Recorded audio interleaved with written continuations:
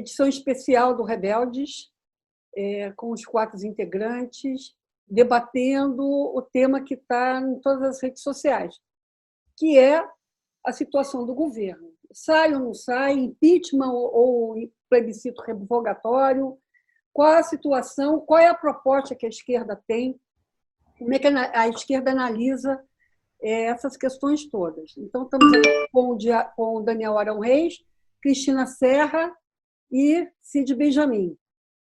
Alguém quer começar? Tudo bem. Vocês devem ter reparado que o Mandetta ele só aparece agora com a jaqueta do SUS. Ele é um notório, histórico inimigo do SUS. Ele não só tem posições direitistas em geral. Recordem-se que ele, quando votou pelo impeachment da Dilma, ele tinha um cartaz na mão, adeus querida, aquela bobagem que fizeram, mas historicamente ele é ligado à saúde privada, aos esquemas de saúde privada e um inimigo claro do SUS. Portanto, é algo novo na carreira dele, o uso dessa jaqueta. E onde ele vai agora, ele está com a jaqueta. Seja em entrevista, seja ele passeando, seja... Eu acho até que ele está dormindo com a jaqueta. Enfim, essa crise é um desastre, vai haver milhares de mortos. Agora, vai ser difícil, ao final dela, alguém ficar defendendo essas bobagens de corte nos serviços públicos, Estado mínimo, esvaziamento da saúde. É interessante a coluna de Marília Leitão, que é uma jornalista com quem eu tenho divergências sérias no plano econômico, mas que eu respeito. É uma jornalista séria e realmente ela tem aquelas posições liberais, com as quais eu não concordo, mas ela, enfim, não é uma farsante. Ela realmente acredita naquilo e defende aquilo. A coluna dela, ela reconhece que a política de ajustes, que é uma bandeira do Guedes, do Bolsonaro, etc., está gravemente ferida.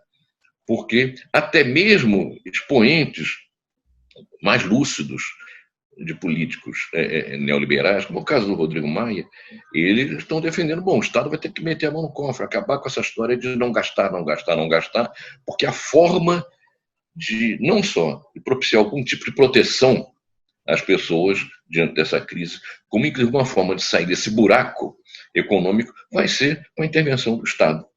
Quer dizer, aliás, o momento é propício para uma reflexão interessante sobre o papel das palavras na política. O pessoal que gosta de fazer corte nos serviços públicos, fala em Estado mínimo, adora a palavra austeridade, por exemplo. Ora, quem é contra a austeridade? Isso é um perdulário. Em princípio, parece que a austeridade é uma coisa boa. O rigor fiscal também, não deixar ficar uma bagunça nas contas públicas.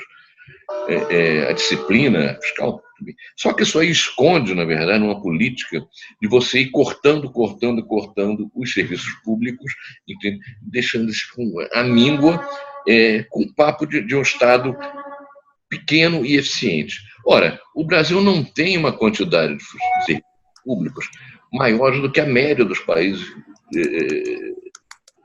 uma quantidade maior do que os países da Europa, por exemplo. E tem serviços públicos aquém da maioria deles. Então é preciso, primeiro, não deixar que esse debate se dê em cima de termos que vão favorecer quem quer matar o serviço público. Porque quem usa serviço público é a população mais pobre. Quer dizer, o rico tem desde segurança privada, plano de saúde, escola particular, enfim, ele não usa o serviço. Então, para ele, não, até de uma forma espontânea, não tem muito problema se a educação pública ficar míngua, se a saúde pública ficar míngua, etc, etc. E eu me pergunto se, ao cabo dessa crise, em que todos estão reconhecendo que é preciso botar dinheiro no Estado, é preciso o Estado entrar, é preciso os serviços públicos, de alguma maneira, serem fortalecidos, quer dizer, se a gente não vai ter outras condições para travar essa luta política que é tão importante. Hoje, até os neoliberais reconhecem o papel do Estado. Talvez o Paulo Guedes não, que era uma figura caricatural, é um cara que, enfim, era Chicago Boy que trabalhava para o Pinochet. Mas outros neoliberais, o exemplo do Rodrigo Maia, que é o mais lúcido deles, a direita mais lúcida, ele reconhece que tem que botar dinheiro, enfim. E essa coisa que não pode gastar mais do que tem é relativa ao momento que o Estado emite dinheiro. Entende? E é uma necessidade esse tipo de coisa. Entende? O Mujica, que é uma figura interessante politicamente, do ponto de vista também do seu caráter um velho filósofo e tal, ele deu uma declaração meio rindo, dizendo que os burgueses todos queriam o Estado longe dos seus negócios. Estado não, Estado deixa para lá, deixa a gente fazer o... Nessa crise, foram os primeiros a correr pedindo ajuda do Estado. Como sempre, né? Na crise de 2008 já tinha acontecido isso. O Estado, bilhões para as empresas se restabelecerem, né? Pois é, agora a burguesia quer a presença do Estado e quer receber esse dinheiro para ela. E eu me pergunto, na verdade, sem ter uma resposta clara para isso, como é que vai estar o mundo, como é que vai estar o Brasil, como é que vai estar o pensamento econômico depois dessa crise? Se esse papo neoliberal de Estado mínimo e de cortes e cortes e cortes nos serviços públicos, se isso vai permanecer, me parece que ele vai ficar mais prejudicado. E, aliás, eu sei que o tema que a gente vai entrar mais adiante aqui é como tirar o Bolsonaro, que é uma questão vital, fundamental, de salvação nacional, mas eu queria recomendar aqui aos amigos que nos veem que eles assistam a um filme chamado Sicko. É do Michael Moore, cineasta americano, feito em 2007, e o Michael Moore pegou um conjunto de contribuintes americanos, cidadãos americanos, que não tinham plano de saúde, todos com graves problemas de atendimento médico. E os caras não sabiam o que fazer. Ele pegou esse grupo e levou para Cuba, que é um país minúsculo, com pouco mais de 10 milhões de habitantes, vive um bloqueio brutal, mas que tem saúde para todo mundo. Como qualquer país civilizado tem que ter. A forma como um país trata seus doentes, seus velhos, suas crianças, isso mostra o grau de civilização dela. É inaceitável que o país mais rico do mundo não tenha um plano público de saúde, um serviço público de saúde, e o sujeito que não tenha um plano privado, não tenha condições de contribuir, ele pode morrer à míngua diante de um hospital sem ser atendido porque ele não tem plano de saúde. Então, esse filme do Michael Moore é muito interessante, que pega pessoas que não são politizadas. São pessoas comuns que estão com problemas de saúde. Ele recolheu lá e tal, e fez uma viagem a Cuba. E ele diz no filme que pediu para o governo cubano dar o mesmo tratamento que tem os cubanos àquelas pessoas. No final, os caras voltam embevecidos. Não cobraram nada, nos trataram, curaram nossas doenças, etc, etc, etc. Isso não é nenhum favor. Isso deveria ser um direito de qualquer pessoa, em qualquer sociedade civilizada. E eu imagino, então, que além do desastre que vai ser, mas além do desastre que vai ser, está sendo e vai ser ainda mais esse coronavírus, essa pandemia, entende? Que a questão dos serviços públicos entrem na ordem do dia com outro patamar, como diria aquele filósofo rubro-negro Bruno Henrique, quer dizer, tratar num outro patamar a questão do serviço público, em particular a questão da saúde. Entende? Eu quero ver se o Mandetta, ele, acabando essa crise, ele pode até deixar de usar o jaleco do SUS, mas ele vai continuar a defender o esvaziamento do SUS e o corte de recursos para a saúde pública. E o que eu estou falando para a saúde vale para a Previdência, vale para a educação, vale para tudo. De maneira que eu dou esse pontapé inicial, mesmo sabendo que o tema combinado aqui era ver como tirar o Bolsonaro, mas me parece que essa questão é tão importante da valorização do serviço público que valia a pena abrir esse bate-papo com esse tema. Eu fui favorecido por ser o primeiro a falar. Se o Daniel e a Cristina já estivessem falando de como tirar o Bolsonaro, eu teria que entrar também nesse assunto e não ficar falando da importância dos serviços públicos. Já que eu fui o primeiro, eu dou esse pontapé inicial, mas vou entrar depois também dando meus pitacos sobre como a gente tira o Bolsonaro. Mas, de qualquer maneira, os outros debatedores fiquem à vontade para, naturalmente, tratar da importância dos serviços públicos, em particular do serviço de saúde. Então é isso, por hora. Cristina, Bom, eu acho, Cid, que os dois assuntos têm tudo a ver, né? O que fazer com o Bolsonaro tem a ver também com o que a gente vai querer fazer desse país daqui para frente, depois de passar essa crise. Acho que está tudo relacionado e acho um ponto super importante e bom que você tocou nele. Eu acho que essa questão do papel do Estado, o tamanho do Estado, o papel do Estado, ele já vem entrando, ele já é pauta das campanhas presidenciais nos últimos anos, todas as campanhas que a gente tem visto, mas acho que na próxima campanha presidencial vai ser o assunto, justamente a partir dessa experiência da crise do coronavírus que a gente está tendo, mostrando como é importante ter o SUS, e não é à toa, evidentemente, você notou muito bem, eu tinha notado já também, que não só o ministro, mas toda a equipe dele anda com aquele colete do SUS. Parece que descobriram de uma hora para outra a importância do SUS aqui no Brasil. O que eu acho que a gente tem que ter todo cuidado, né? Quem quer uma outra alternativa para esse país, que não seja, obviamente, nem a extrema-direita, nem a direita, tem que ter muito cuidado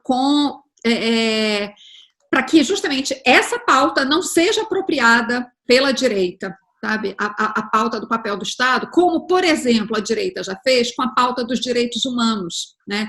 A direita sequestrou a pauta dos direitos humanos e distorceu de tal forma que, quando você discute direitos humanos aqui no Brasil, a discussão fica direitos humanos dos bandidos ou das vítimas, quando não é essa a questão, né? A gente tem que defender direitos humanos para todos. Então, a esquerda tem que ter muito cuidado para que essa pauta do papel do Estado não seja sequestrada pela direita também. Cid, quer falar alguma coisa? Queria uma parte. Mas não é bom se a direita encampar essa pauta? Eu acho bom. Mas ela encampa de uma forma completamente distorcida, né? O problema é esse, ela distorce a pauta. Então, acho que... Por exemplo, vou dar um exemplo agora da pauta econômica e do papel do Estado, muito simples. Finalmente, a renda mínima foi adotada. De onde vem essa proposta? Quem é o autor dessa proposta? O Eduardo Suplicy fala da proposta da renda mínima há décadas. Ele fala para o vento. Isso nunca tinha sido adotado. Aí, de repente, agora, nessa emergência, olha a pauta da renda mínima. Agora, nas matérias que você vê na grande mídia, quem foi que citou em alguma matéria que essa pauta era do Eduardo Suplicy? Ninguém menciona isso. Ninguém menciona. Mas o mais importante, eu estou te interrompendo, vamos fazer, depois me interrompa contra a minha vontade. O mais importante não é que a pauta seja aplicada, mesmo que não se dê o devido crédito ao proponente inicial. Não, é ótimo que ela seja aplicada, mas eu acho que a gente tem que dar nome aos bois. Essa discussão que você falou, enfim, que de uma hora para outra o governo saiu tomando medidas que mostram a importância do papel do Estado e tudo mais. Isso, a esquerda tem que no debate, essa pauta não pode ser perdida. Até porque eu acho, sinceramente, o papel do Estado, quer dizer, o Estado está sendo chamado agora a agir na emergência. Depois que passar a crise, e ela vai passar daqui 1, 2, 3 meses, alguém aqui entre nós tem dúvida de que o governo vai tentar empurrar outras reformas goela abaixo? Vê, por exemplo, agora, toda essa flexibilização que está sendo feita de legislação trabalhista, que já foi muito flexibilizada, aliás, flexibilizada nem é a palavra certa, né? Praticamente todo o nosso sistema de proteção trabalhista foi dizimado, vem sendo dizimado do Temer para cá. Agora, na emergência, o governo adotou medidas, né, que permitem a suspensão dos contratos de trabalho, redução de salário. Os empresários já estão pedindo para que isso continue, mesmo depois de passada a crise. Então, assim, eu não tenho a menor dúvida de que o Estado agora está sendo acionado, ele está sendo acionado agora para resolver a emergência, mas na cabeça das pessoas que estão aí, Paulo Guedes, essa turma, não mudou nada. Daqui a pouco eles vão tentar, Rodrigo Maia, vão tentar voltar com a pauta das reformas. Não vejo... Eu tenho minhas dúvidas, sabe, Andréia, porque eu tenho observado no debate internacional a respeito dessa crise. Acabei de ler um artigo agora do Kissinger, né, em que eles realmente têm dito que essa crise ela vai ser mais profunda do que a de 2008, em termos dos gastos que ela vai exigir e das dificuldades para depois empreender um reequilíbrio do sistema como um conjunto. Lá na França, por exemplo, o Macron, que era um homem claramente comprometido com reformas liberais, já se antecipou e disse muito claramente que ainda bem que nós temos um sistema de saúde muito bom.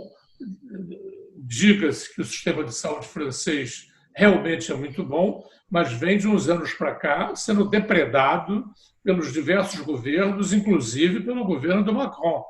Quer dizer, então agora, mas o Macron já está reconhecendo isso e, bem, vamos agora, quando sair da crise, ter um outro olhar a respeito disso. Então, eu penso que está crescendo em toda parte uma consciência,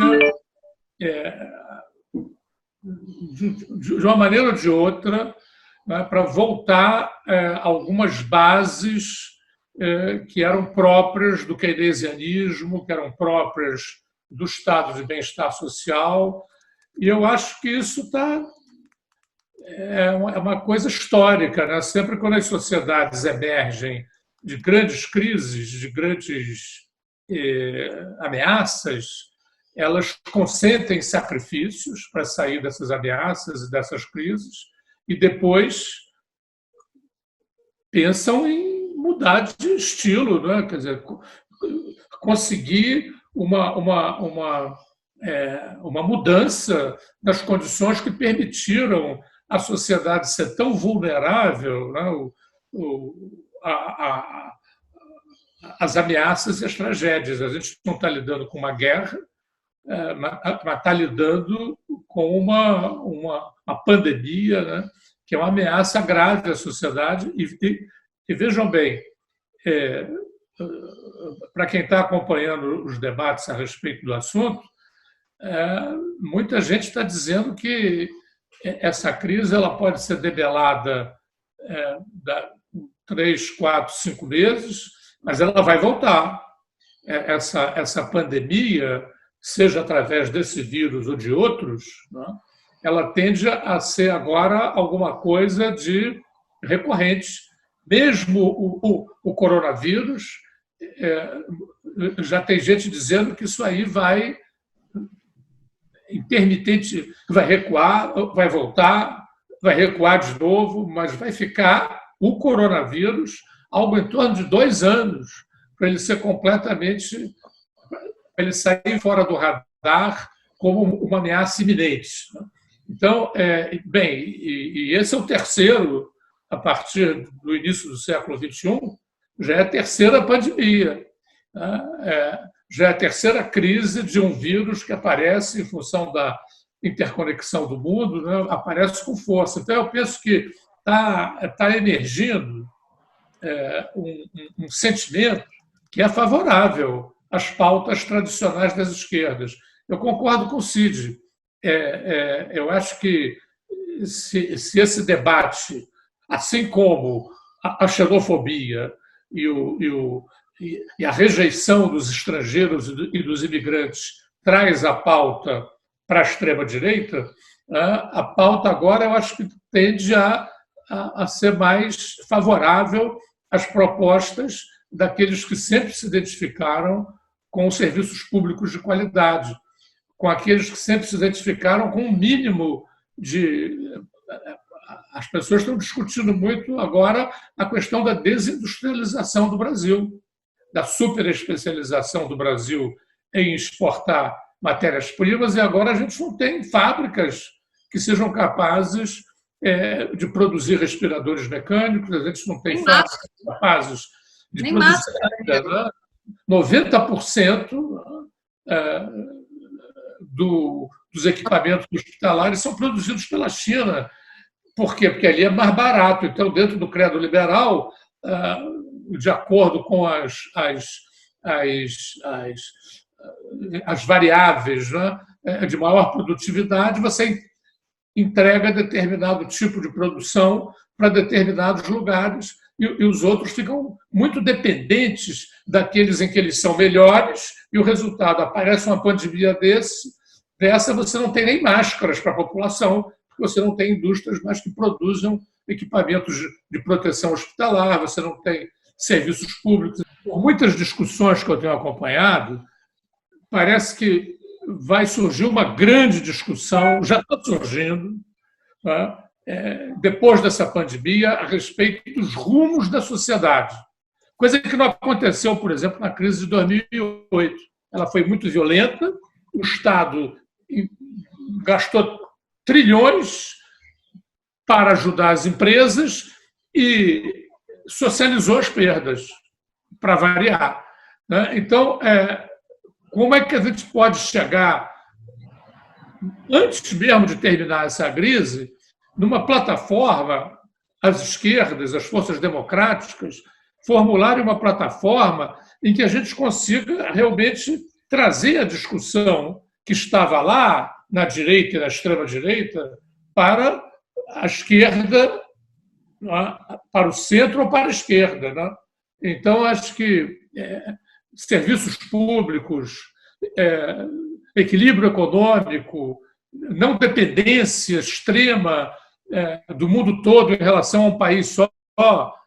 Eu acrescentaria também uma coisa que eu acho muito importante: controles democráticos sobre o Estado, porque realmente você tem aí governantes se aproveitando dessa crise para concentrar um nível de poder. A Hungria foi um exemplo extremo. Quer dizer, então, eu penso que esse tipo de discussão a gente tinha que manter periodicamente aqui entre nós e difundir a importância dessa discussão em outras áreas, em outros meios. Né? Olha, eu vou entrar nessa história aí. Eu acho que o Cid está muito otimista. Eu tenho acompanhado, enfim, a PEC que foi criada pelo governo não chegou nas empresas. Quem está dizendo isso é a Miriam Leitão, são editoriais do Valor Econômico.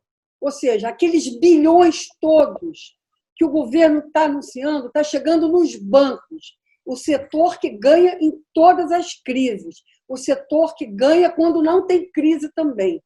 Entendeu? Então, assim, eu acho um erro a gente achar que o governo saiu de uma linha ultra neoliberal para virar um governo keynesiano, de repente, por causa da pandemia.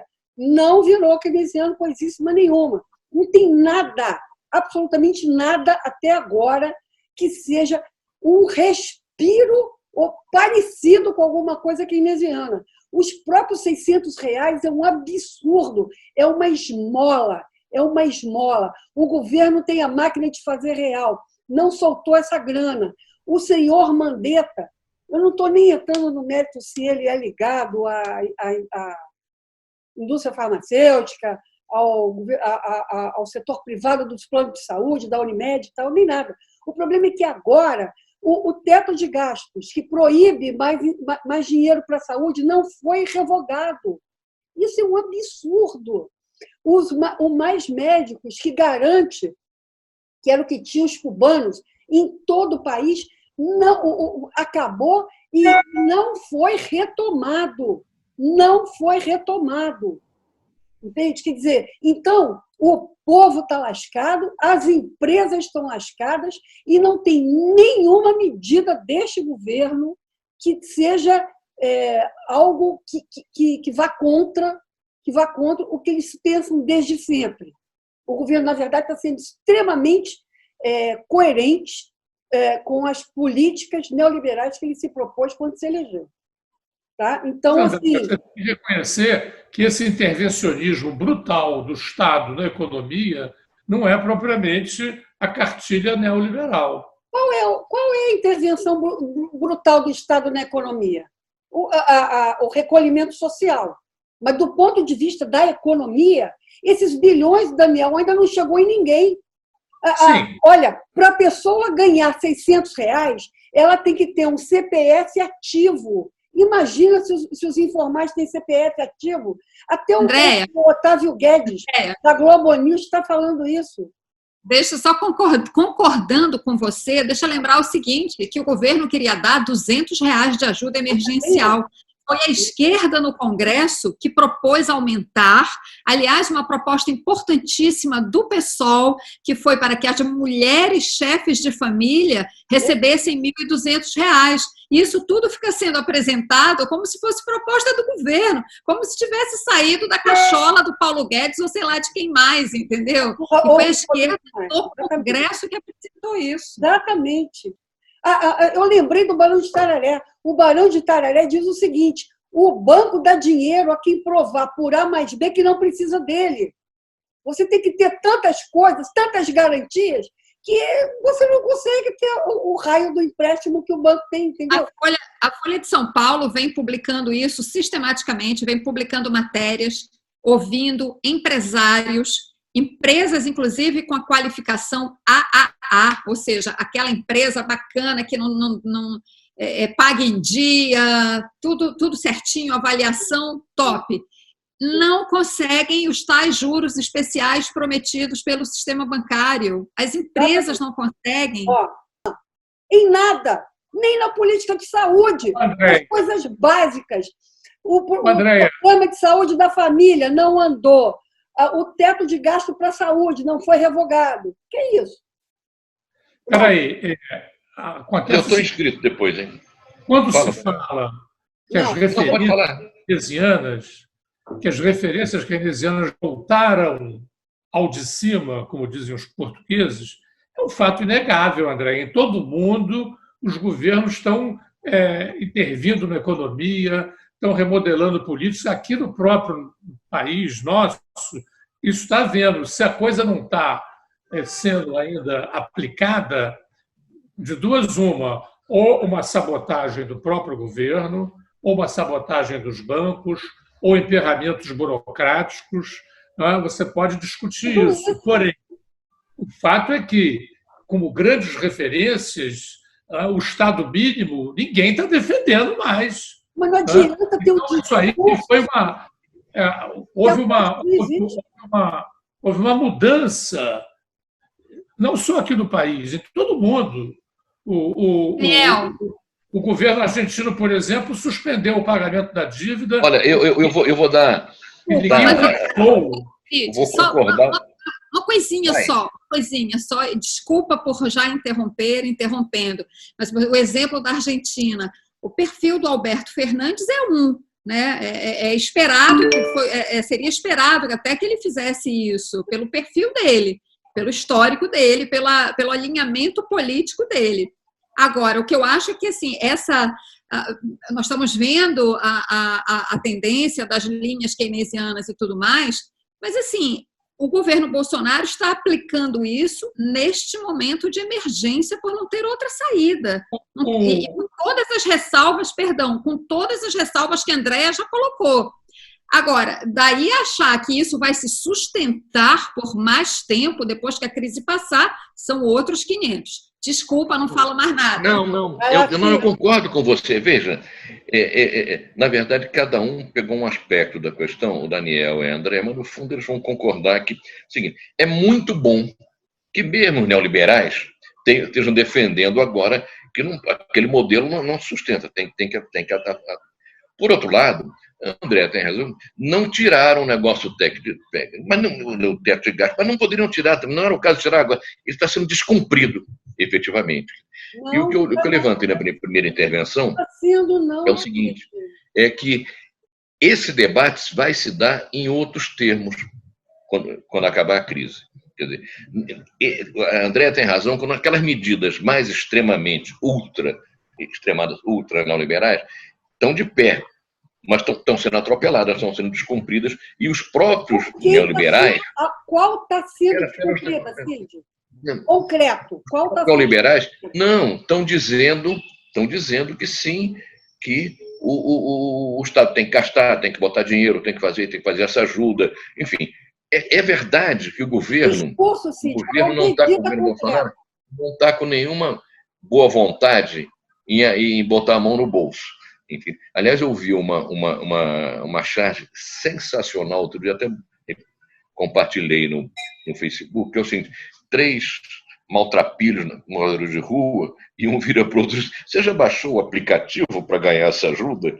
Eu vi É um negócio sensacional isso, entende? Porque não, a própria ABI, quando ela fez uma defesa de que, olha, além disso tudo que o governo está fazendo, então, tem que ver esse pessoal que não tem CPF, não tem conta bancária, não tem nada, que mora na rua, tem nem moradia, entende? Tem que dar comida para esses caras. Eles não podem ficar 3 meses sem comer, porque a rua vazia, bar e restaurante fechado, eles vão comer como? Entende? E houve gente, inclusive, houve gente... Não, mas o informal, supostamente, ele vai ter que pegar o CPF. É diferente desse cara largado da rua. Entende? Muitos informais têm até CPF. Os que não têm... Me chamou a atenção, o Jornal Nacional de ontem disse que houve 210 milhões de acessos no site da Receita em busca de CPF. Claro, muitos repetidos, mas mostra como é pouco prático isso aí que fizeram. Quer dizer, e eu me pergunto, concordando com você, se o governo está tendo vontade de soltar esse dinheiro. Parece que ele não está tendo vontade, está criando dificuldades, efetivamente. Agora, o debate se dá em outros termos, entende? E acho que vai continuar a se dar em outros termos quando acabar essa crise. Entende? Vai ser complicado alguém achar ou defender e sustentar de que não tem que ter saúde pública, que não tem que ter educação, enfim, que o Estado tem que estar esmagado desse jeito. Então, nesse sentido, o Daniel disse uma coisa importante, é que esta pauta pós-crise é uma pauta que nos favorece. Com certeza. Favorece os argumentos e os pontos que nós sempre defendemos, diferentemente da xenofobia, e que faz com que outros redutos do Partido Comunista Francês, por conta do estrangeiro que vem e trabalha com um salário menor e está ilegal, etc., disputando o emprego com ele, e a crise econômica vai levar a que o operário que votava no Partido Comunista está tendo um emprego ameaçado pelo argelino que vem e passa a ser xenófobo contra o estrangeiro que é trabalhador lascado muito mais do que ele. Então, aquela é uma pauta ruim para a esquerda, que favorece o crescimento da direita. Esta pauta que se abre a partir de agora, da defesa da importância do serviço público, etc., e inclusive mostrar que isso é um direito do cidadão, não é vantagem. O Suplicy, de fato, ele fala disso até fora de hora, da questão outro dia ele falou, estava vendo um show de música, ele pediu o microfone e falou da renda mínima, no meio do show do Zé Paulo Becker, um belo violonista. O recado dele onde ele puder, né? E falou da importância da renda mínima. Ele fala de forma obsessiva, ele é um cara obsessivo, mas fala disso obsessivo há um tempão. Mas aí, se nesse momento ele não está recebendo crédito, eu lamento, merecia e tal. Agora, o importante é que essa questão entre em pauta e se faça a renda mínima num país que absolutamente exclui todo mundo. Em primeiro lugar, eu achei patético essa proposta, que foi assinada por alguns intelectuais, de pedir para o Bolsonaro renunciar. Quer dizer, realmente não dá para... Onde essas pessoas estão vivendo? Em que planeta? Pedindo para que ele tenha a grandeza de renunciar. Eu fiquei imaginando, em 1940, o Churchill pedindo ao Hitler para ele ter a grandeza de renunciar. Você pede a um inimigo, ou mesmo a um adversário político, para renunciar. Você tem que apresentar propostas alternativas e enfraquecer o cidadão que você quer enfraquecer. Dito isso, né, eu penso que o que... O Daniel está levando ao pé da letra. Eu não sou favorável a pedir a renúncia dele, não. Mas é uma forma de enfraquecê-lo politicamente. Você tem que renunciar, você não pode seguir na presidência. Quer dizer, não leve tão ao pé da letra o que as pessoas assinaram e disseram lá. É uma forma de mostrar que ele não pode continuar. Mas a renúncia é uma coisa que você entrega na mão dele a saída dele do governo. Eu penso que, mais do que nunca, eu quero defender a proposta que eu já defendi aqui do plebiscito revogatório. O plebiscito revogatório devolve ao povo o que ele fez. O povo elegeu o Bolsonaro, cabe ao povo decidir se vai mantê-lo ou não. né? Eu acho que isso é uma coisa democrática e acho que, inclusive, se ele é aprovado, o plebiscito revogatório, para ser realizado em janeiro do ano que vem, 2 anos depois do mandato corrido, do mandato do Bolsonaro, né? Isso vai ser um elemento de pressão importante sobre ele e isso vai ser também um elemento importante para abrir a discussão na sociedade sobre o assunto, né? Porque daqui a alguns meses a gente vai decidir se ele continua ou não. Eu acho que muda completamente o quadro da discussão.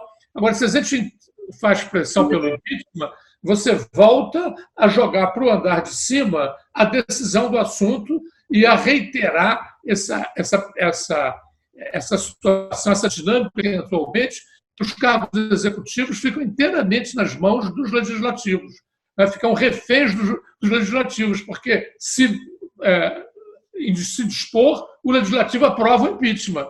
Então, eu penso que o impeachment é um instrumento historicamente autoritário, foi criado para tirar o voto do povo e entregá-lo às elites. Eu acho que a gente tem que jogar no debate público essa questão do plebiscito revogatório. A dificuldade é que você podem alegar, bom, mas não existia, agora vai existir.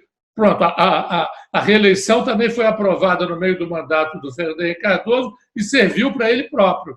É um precedente para que a gente possa aprovar um instituto e fazê-lo funcionar imediatamente. Olha, eu acho que a proposta mais correta, né, em princípio, seria o plebiscito revogatório, concordo com o Daniel, porque o povo tem que entrar na equação. Mas, sinceramente, hoje, avaliando hoje o cenário e imaginando como é que vai estar um pouco daqui para frente no final dessa crise, eu não vejo, neste momento, não vejo possibilidade. Renúncia, essa eu considero completamente fora, é a mais quimérica de todas. Não há essa possibilidade, não acredito que Bolsonaro vá renunciar em qualquer circunstância. O plebiscito revogatório, embora concorde que seria a melhor saída, também não acho que vai acontecer.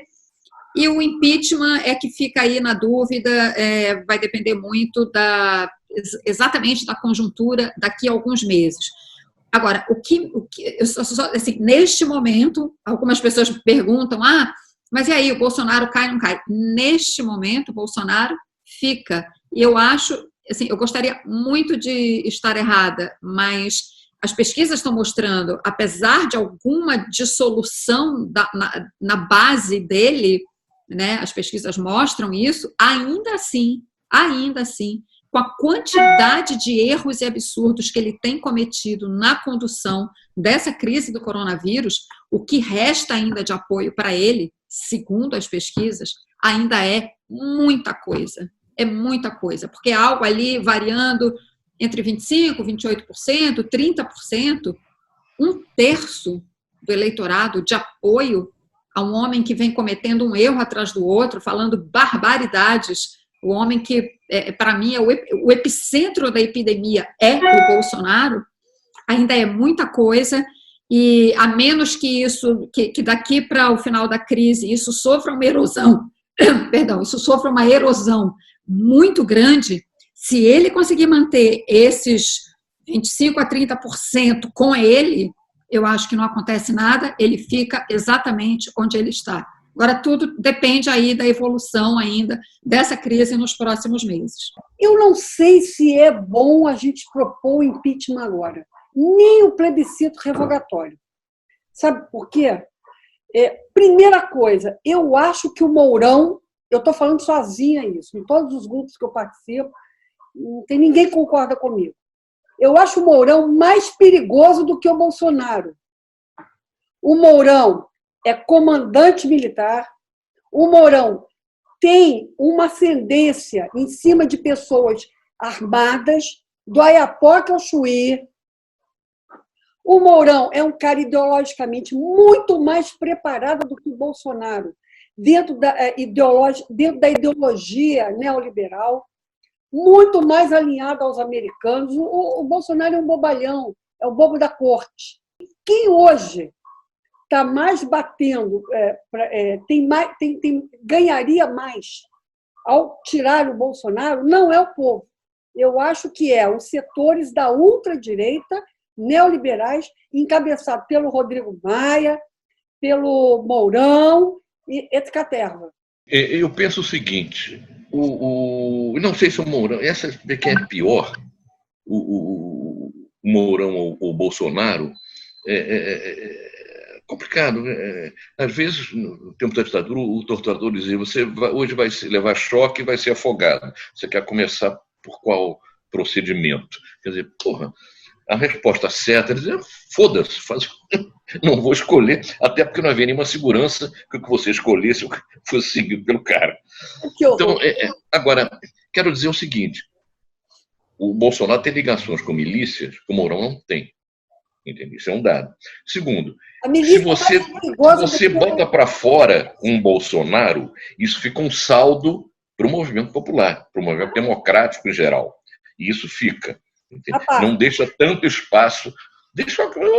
Andréia. Não é isso. Explica por que milícia é mais perigoso que exército armado do Brasil inteiro. Pelo amor de Deus. Justifica. Mas parece que o Bolsonaro, para dar um golpe antidemocrático, não teria. Ele está cheio de generais aí. Mas, enfim, vamos lá.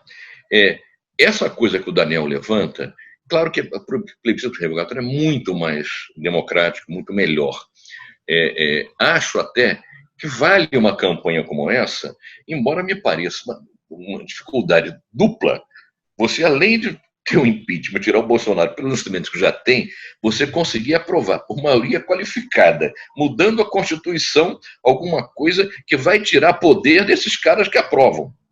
Porque o Congresso não vai querer, até por razões que o Daniel levantou, ele é um poder enorme que os legislativos, em geral, têm sobre os executivos, nos mais diferentes níveis.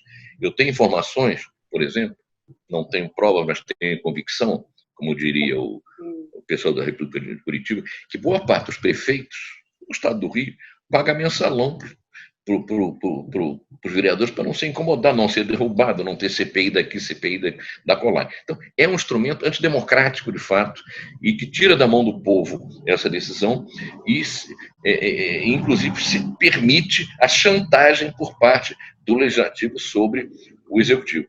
Nós tivemos na capital do estado do Rio um segmento começou com o impeachment do Crivella, não era um pessoal de oposição mais dura, era um pessoal até meio próximo ao Crivella.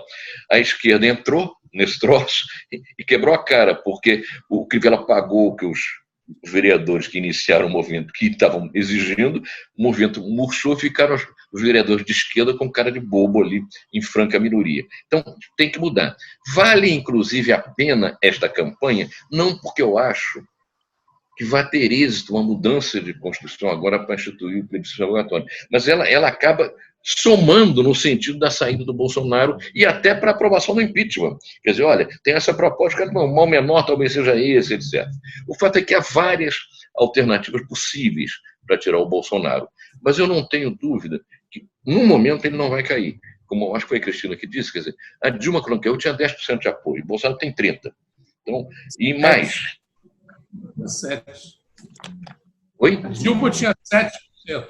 7%. 7%. Tá. Bolsonaro tem... A maior parte da população não quer que ele renuncie, por incrível que pareça. A popularidade do governo dele é muito baixa, mas a população, por razões mais variadas, não quer que renuncie. Então, não está agora no horizonte. Me parece, então, que o que se coloca é aumentar o grau de pressão, de desgaste, de fritura do Bolsonaro, porque se esse troço cresce, entende? Uma saída jurídico-institucional vai aparecer. E chama a atenção o seguinte: a gente não pode pensar esse quadro a frio.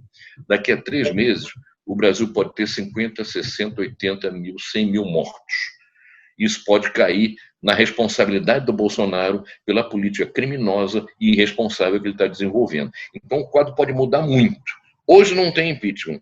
Agora, daqui a 4, 5, 6 meses, eu não sei qual vai ser a situação. E aí, se cria essa situação, efetivamente, a fórmula jurídica institucional vai aparecer, seja ela qual for.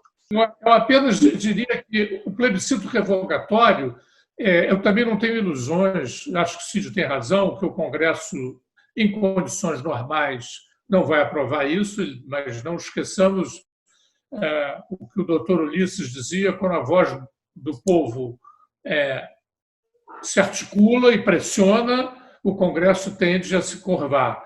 Eu acho que, em condições normais, o Congresso não vai aprovar o plebiscito revogatório. Porém, numa situação de radicalização, a coisa pode mudar. E eu penso que o plebiscito revogatório é uma boa bandeira, né, para a agitação política, porque é uma bandeira democrática.